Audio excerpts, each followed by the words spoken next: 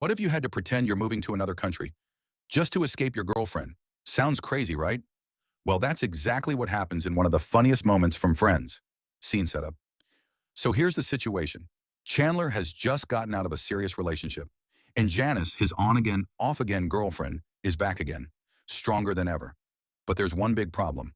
Chandler doesn't want to be with her anymore. Conflict begins.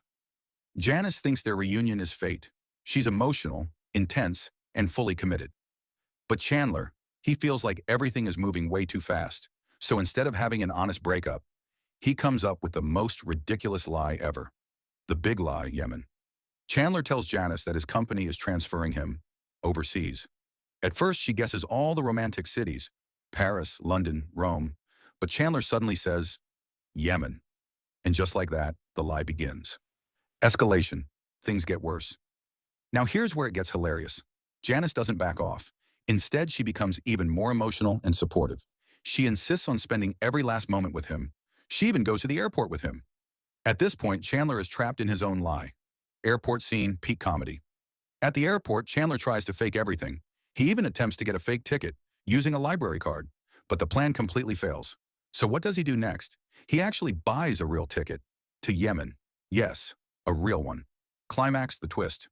Just when you think it's over, Janice shows up again at the gate. She wants to watch his plane take off and even asks if she can come visit him in Yemen. Now Chandler has no choice left. Ending moment. And in the most absurd and iconic moment, Chandler finally says, then I guess I'm going to Yemen. Outro commentary. This scene perfectly shows Chandler's personality. Awkward, conflict avoidant, and hilariously desperate. Instead of facing a difficult conversation, he literally flies across the world to avoid it. And that's what makes this moment one of the funniest in Friends history. Call to action. If you enjoyed this breakdown, don't forget to like, subscribe, and tell me, what's the craziest excuse you've ever heard?